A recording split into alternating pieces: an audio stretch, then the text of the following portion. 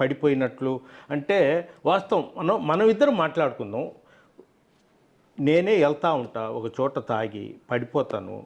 మళ్ళీ పడిపోయినప్పుడు అతను కండిషన్ బాగలేదని పక్కన ఉంటాం, మళ్ళీ తాగి మళ్ళీ అట్నే వెళ్తుంటారు. దాన్ని ఎలా చూడొచ్చు అంటారు? ఇప్పుడు ఎవరైనా కానీ అది ప్రవీణ్ పగరాల గారి వీడియోసా కాదా అనేది నాకైతే తెలియదు. ఓకే. ఏదైతే ఈ టీవీ ఛానళ్ళలో యూట్యూబ్ ఛానళ్ళలో చూపిస్తున్న వీడియోలను బట్టి అతను 3 దగ్గర 4 దగ్గర ముందు ఒకసారి లారీ బ్యాక్ ఏదో తగిలి కింద పడిపోతాడు, ఇంకొకసారి అతనే పోయి స్తంభాన్ని గుద్దేస్తాడు, ఇంకొకసారి అతనే కింద పడిపోతాడు.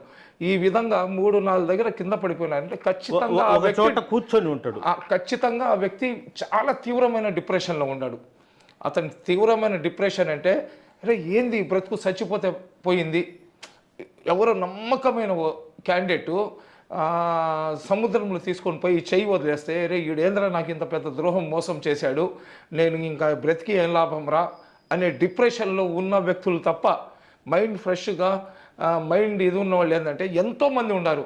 మనం ఇంట్లో నుంచి బయటికి పోయేటప్పుడు ఏదైనా కానీ జరగరాంది ఏదైనా జరిగిందనుకోండి, ఆ ప్రోగ్రామ్ని మేము క్యాన్సిల్ చేసుకుంటాం. జనరల్గా సహజంగా మనుషులు వాళ్ళు ఎంత పెద్ద హేతువాదులు అయినా కానీ అతని ఇంట్లో నుంచి పోతుంటాడు, టైర్ పంచర్ అయిపోద్ది, ఇదేంద్ర నేనేదో శుభమా అని బయటికి పోయేటప్పుడు బండి టైర్ పంచర్ అయింది సర్లే రేపు వెళ్దాంలే అని చెప్పి ఆ ప్రోగ్రామ్ని క్యాన్సిల్ చేసుకుంటారు.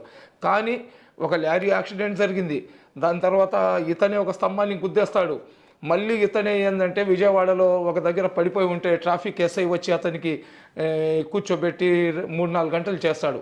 అంటే అతను ఆ సన్నివేశం గురించి నేను చెప్తున్నా. ఆ వచ్చిన పర్వీన్ ప్రగాఢ అతనికి చాలా కార్లు ఉన్నాయి, చాలా ఉన్నతమైన స్థానంలో ఉన్నాడు, చాలా డబ్బులు అతని దగ్గర ఉన్నాయి అంటున్నారు. అతను 10 మంది బౌన్సర్లను కూడా పెట్టుకొని వెళ్ళే శక్తి సామర్థ్యాలు అతనికి ఉన్నాయని చెప్తున్నారు. అయితే అతను ఏదో చాలా పర్సనల్ పక్కన ఉన్న మనిషికి కూడా తెలియకుండా ఎవరితోనో కలవడానికి వచ్చినట్లు అనిపిస్తుంది. ఆ వచ్చినప్పుడు ఆ వ్యక్తి ఇతనికి వచ్చేసిన తర్వాత నువ్వు రావాల్సిన అవసరం లేదు, నీతో నాకు ఇంకా అవసరం లేదు అని చెప్పినప్పుడు ఆ మాట ఏదైనా అతని గుండెల మీద తీసుకొని ఇంకా బ్యాక్ వెళ్ళలేక ముందుకు జరగలేక ఆ డిప్రెషన్లో ఏం జరిగినా కానీ పర్వాలేదు అనే టైప్లో మూర్ఖత్వంగా వెళ్ళినట్లే అనిపిస్తుంది. కానీ అంత నాలెడ్జ్ ఉన్న వ్యక్తి అన్ని ప్రబోధకాలు చేశాడు. అతనికి భారతదేశంలోనే కాదు ప్రపంచ దేశాల్లో కూడా అతనికి ఉంది, చాలా బాగా మాట్లాడతాడు, చాలా మంచి ముందు చూపు ఉంది, ఒక ఐటీ కంపెనీకి ఓనర్ అతను, ఎంతోమందికి అతను ఇచ్చేస్తున్నాడు అని చెప్పారు కదా. అన్ని బాధ్యతలు ఉన్న వ్యక్తి ఇంత మూర్ఖత్వంగా ఎందుకు వెళ్ళాడు అనే కోణంలో కూడా పోలీసులు ఒకసారి ఆలోచిస్తే బాగుంటుంది.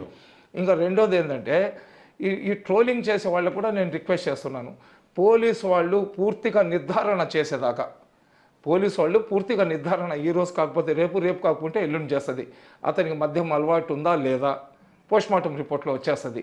రెండోది అతని షేపులో ఇంకొక అతనికి డూప్లికేట్ క్యాండిడేట్ని తయారు చేసి ఈ మొత్తం క్రియేషన్ చేస్తున్నారు, క్రియేటివిటీ చేస్తున్నారు అంటున్నారు. క్రియేషన్ చేసినా బయటపడుతుంది, క్రియేటివిటీ చేసినా బయటపడుతుంది. ఒక వ్యక్తిని సినిమా షూటింగ్ కాదు కదా పోతూ పోతూ లారీకి తగలడము అదంతా క్రియేట్ చేసుకోలేము. ఎందుకంటే ఆ వీడియోలో లారీ తగిలింది, అతని కింద పడిపోయినట్టు క్లియర్గా కనపడుతుంది. ఆ క్రియేటివిటీ అని చెప్పే అంత పెద్ద మేధావులు ఇంకా ఆ సృష్టిలో ఏం జరిగేదో వాళ్ళు కళ్ళు మూసుకొని చెప్పే పరిస్థితులు ఉన్నారంటే నిజంగా ఇంత పెద్ద మేధావులు మా 2 ఆంధ్ర రాష్ట్రాలు ఉండారంటే అసలు 2 రాష్ట్రాలకు గర్వంగా మేము భావించాలా. కేవలం అండి ఇదంతా అతను చనిపోయాడా, చనిపోతే ఎలాగ చనిపోయాడు, యాక్సిడెంట్ వల్ల చనిపోయాడా, యాక్సిడెంట్ వల్ల చనిపోతే యాక్సిడెంట్ ఏ విధంగా జరిగింది, లేదా ఎవరైనా చంపేసి ఉన్నారా, అదేనండి ఎవరైనా చంపేసి ఉండారా, చంపేసి ఉంటే ఎవరు చంపినారు, ఎందుకు చంపినారు అనేది ఈ రోజు కాకపోతే ఒక నెలకైనా బయటకు వస్తుంది. పోలీసు వాళ్ళైతే ఎవరైతే అక్కడ ఎస్పీ గారు ఉన్నారో కిషోర్ గారు కానివ్వండి వాళ్ళందరూ కూడా చాలా సీరియస్గా, డీజీపీ గారు ముఖ్యమంత్రి గారు అందరూ చాలా సీరియస్గా తీసుకుని ప్రయత్నం చేస్తున్నారు.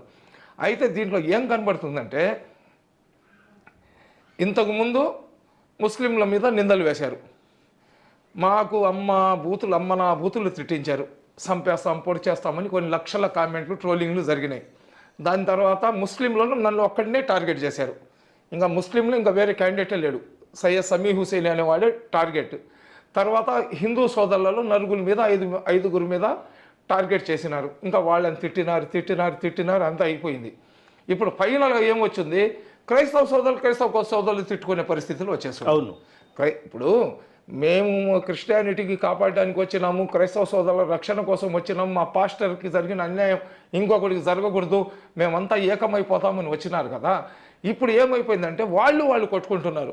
ఎప్పుడైతే వాళ్ళు కొట్టుకుంటున్నట్లు జనాలు చూస్తున్నారో, ఈ జనాల్లో కూడా అతను ప్రవీణ్ పగడాల మర్డర్ కేసు మిస్టరీ మీద ఇంట్రెస్ట్ వెళ్ళిపోతుంది. ఎందుకంటే ఆధిపత్య పోరు కోసం అక్కడ క్రిస్టియన్ సమాజాన్ని మేము ఒక్కళ్ళమే ఉద్ధరిస్తామని చెప్పుకునే పరిస్థితి అక్కడ క్రియేటివిటీ కనబడుతుంది. అక్కడ ఒక క్రైస్తవ సోదరుడు ఏమనుకుంటున్నాడు, అలా కాదు ఇలాగ అంటున్నాడు. ఇమీడియట్గా ఇంకో క్రైస్తవ సోదరుడు ఏమంటున్నాడు అంటే కాదు ఇది ఇలాగా అంటున్నారు. ఇప్పుడు క్వశ్చన్లకు డౌటే లేదు కదా. మిమ్మల్ని ఎవరు పుట్టించారా అని చెప్పారు అని అడిగారు అనుకోండి, దేవుడు పుట్టించాడని చెప్తాం కదా. దేవుడు పుట్టించాడా, మీ నాయన పుట్టించాడా అని అడిగితే దానికి సమాధానం ఉండదు. అవును. నీకు ఎవరయ్యా నీకు పుట్టించిందంటే జనరల్గా ఏం చెప్తామయ్యా, నాకు దేవుడు పుట్టించాడంటే దేవుడు పుట్టించాడా, మీ నాయన పుట్టించాడంటే దానికి ఏం సమాధానం చెప్తాం? సరేనా? ఆ విధంగా ఏంటంటే ఈ కాలికేస్తే మెడకేస్తే కాలికి ఒక మూర్ఖత్వంగా ఒక సైకోల్ లాగా ఈ కేసుని భ్రష్ట పట్టించే ప్రయత్నం చేస్తున్నారు. ఇకపోతే కేఏ పాల్ వాడు ఒక పెద్ద జోకర్. వాడు ఏంటంటే చిలక జోస్యాలు చెప్పేవాళ్ళు పాత రోజుల్లో. ఇందిరాగాంధీ పక్కన, రాహుల్ గాంధీ పక్కన, సోనియా గాంధీ పక్కన, సినిమా యాక్టర్ల పక్కన నిలబడి ఫోటోలు చేసినట్లు మార్ఫింగ్ చేసిన ఫోటోలు పెట్టుకొని వాడు తిక్కగా మాట్లాడుతున్నాడు. అసలు వాడికి ఏం తెలుసని వాడు మొన్న 2-3 యూట్యూబ్ ఛానళ్ళలో కూర్చొని నన్ను ఓరేతురేతో మాట్లాడేస్తున్నాడు. వాడికి నేను ఒకటే మీ మాధ్యమం ద్వారా చెప్పాలనుకుంటున్నా, వాడు పెద్ద పొలిటికల్ జోకర్. వాడు పాత రోజుల్లో వాడు ఏం చేసుకున్నాడో ఏందో. వాడు ఏమంటాడంటే నేను రాజకీయ పార్టీ పెడుతున్నానంటాడు, నేను సమాజాన్ని ఉద్ధరిస్తానంటాడు, అన్ని ధర్మాలని తిప్పేసి చివరి ఈడు ధర్మం గొప్పదంటాడు. ఇట్లాంటి చిల్లర జిమ్మికులు చేయబాకు. నువ్వు ఎవరో మాకు తెలీదు, నువ్వు ఒక జోకర్ లాగా మాకు తెలుసు. నువ్వు బయట నుంచి డబ్బులు తెచ్చుకున్న డబ్బులు నువ్వు తినేసినావు. పేద క్రిస్టియన్ల పేర్లు చెప్పి అమెరికాలో డబ్బున్న వాళ్ళ దగ్గర పోయి వాళ్ళ కాళ్ళ దగ్గర ఈ పేదోళ్ళ ఆల్బమ్స్ ఫొటోస్ చూపించి మీ దేవుడి పేరు చెప్పి ఆ దేవుడి బిడ్డలను చూపించి ఆ డబ్బులు తెచ్చుకొని నువ్వు తిన్నావు కాబట్టి ఈరోజు ఏంటంటే అన్ని దేశాల్లో నీ ప్యాంట్ ఇప్పి వెనకాల స్టిక్కర్ స్వస్తిక్ గుర్తు కొట్టేసి నీకు ఏ దేశాల్లో కూడా రానికుండా చేసేశారు.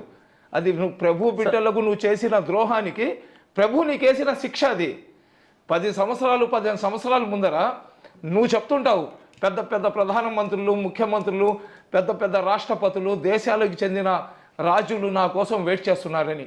ఈరోజు నీ కోసము పిచ్చి కుక్కలు కూడా వెయిట్ చేయని పరిస్థితి భగవంతుడు నీకు కల్పించినాడంటే ఖచ్చితంగా నువ్వు నీ భగవంతుడిని నువ్వు ద్రోహం చేసినావు కాబట్టే నువ్వు బ్రతికి ఉండగానే మీ యేసు ప్రభు నిన్ను కుక్క కన్నా హీనంగా చేసేస్తున్నాడు సమాజంలో. ఇకనైనా నువ్వు కళ్ళు తెరిచి నువ్వు బైబిల్ మార్గంలో నడుస్తూ మీ యేసు ప్రభుని ప్రసన్నం చేసుకో. నీ మాటలతో, నీ చేష్టాలతో, నీ కోతి చేష్టాలతో నువ్వు క్రిస్టియానిటీని, యేసు ప్రభుని నువ్వు బద్నాం చేసే ప్రయత్నం చేస్తున్నావు. కాబట్టి నువ్వు ఇప్పుడైనా ఏకాంతంలో ప్రభు దగ్గర పోయి ప్రభుతోనే డైరెక్ట్ అదేదో చెప్తారు కదా, కంఫ్రెస్మెంట్ ఏదో అంటారు కదా, కాంప్రమైజ్ కాదండి, అది తప్పు చేస్తే పాస్టర్ చేతి మీద పెట్టి కన్ఫెక్షన్, నువ్వు నేరుగా ప్రభుతోనే కన్ఫెక్షన్ చేసుకో. నువ్వు ప్రభు నేను తెలిసి తెలియక నువ్వు ఇచ్చిన మర్యాదని కాపాడుకోకుండా బజారీ చేష్టాలు చేసుకున్నాను, నన్ను క్షమించమని చెప్పి. ఒకటి సమ్మె గారు, ఒకటి ప్రవీణ్ పగడాల చనిపోయి వాళ్ళ భార్య, పిల్లలు, కుటుంబ సభ్యులు, తల్లి అంతా వాళ్ళు శోక సముద్రంలో ఉన్నారు.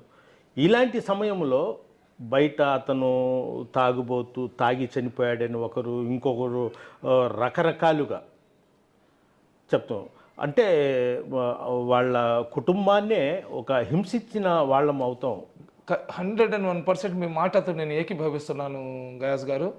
ఎందుకంటే అతను చనిపోయినాడు, వాళ్ళ భార్యకు మేము భర్తను తెచ్చి ఇవ్వలేము, బిడ్డలకు తండ్రిని తెచ్చి ఇవ్వలేము. అదేవిధంగా చాలామంది అనాథులకు వాళ్ళకి ఏదో ఇతను హెల్ప్ చేస్తున్నారంటున్నారు, వాళ్ళకు ఇటువంటి వ్యక్తిని మనం తెచ్చి ఇవ్వలేము. చనిపోయిన బాధలో నుంచి ఇంకా వాళ్ళు కోలుకొనక ముందే సొసైటీలో రేపు వీళ్ళు బయటికి పోయి మేము ఫలానా ప్రవీణ్ పగడాల వాళ్ళ బిడ్డలము, వాళ్ళ భార్య అని చెప్పుకోవడానికి కూడా ఆస్కారం లేకుండా అతని క్యారెక్టర్ మీద ఈ చేస్తున్న ఈ అసాల్ట్ ఏ భగవంతుడైనా కానీ దాన్ని క్షమించడు. ఎందుకంటే ఒక మనిషి చనిపోయిన తర్వాత అతనిలో ఏదైనా చిన్న లోపాలు ఉన్నా కానీ దాన్ని కప్పిపుచ్చాల్సిన పరిస్థితి ఉంది. అటువంటిది పోయి ఉన్నవి లేనివి ప్రతి ఒక్కరు అసలు అతనికి పొగుడుతున్నారా, అతనికి సమర్థిస్తున్నారా, లేకపోతే అతనికి సమాజంలో ప్రళయం దాకా వాళ్ళ కుటుంబం తలకాయ ఎత్తుకొని ఉండకుండా చేస్తున్నారా వీళ్ళు అనేది మాకు అర్థం కావటం లేదు. ఇప్పుడు 10 మాటలు మీరు వేరే కమ్యూనిటీ వాళ్ళ మీద చెప్పారనుకోండి, వాళ్ళు 20 మాటలు మీ మీద చెప్తారు. ఆ రోజు మీరు కూడా వచ్చినారు కదా జుమ్మా రోజు, అవును, అక్కడ మన జెండా వీధిలో అందరూ రెడీ అయినారు, మనమందరం కూడా ధర్నా చేస్తాం, మీ మీద వచ్చిన ఆరోపణలకు వ్యతిరేకంగా ధర్నా చేద్దామన్నారు. నేను సున్నితంగా తిరస్కరించినాను.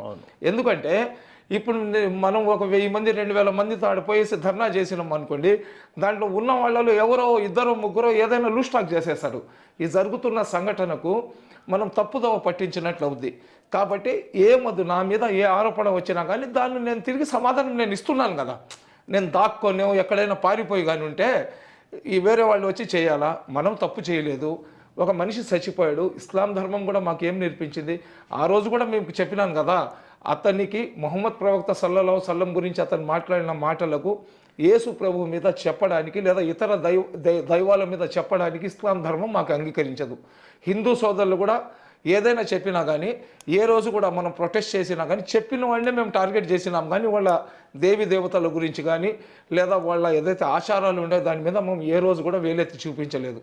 అది ఇస్లాం ధర్మం మాకు నేర్పిలేదు. పర్వీన్ పగడాల గురించి కూడా మనం మాట్లాడిన దానికి మనం పశ్చాత్తాపం చెందినాం. అరే మనం మాట్లాడాం కదా అని చెప్పి, ఎందుకంటే ఆ విధంగా అతను రెచ్చగొట్టాడు కాబట్టి మాట్లాడు. ఇప్పుడు ఒకటి, ప్రవీణ్ పగడాల అనేది ఒక గుర్తింపు 2 తెలుగు రాష్ట్రాల్లో గుర్తింపు తెచ్చుకున్నాడు. ఆయన ఒక పాస్టర్గా, అంటే అతను వివాదాలుగా మాట్లాడినా ఏదో ఒక రూపంలో పగడాల ప్రవీణ్ అనేది చేశాడు.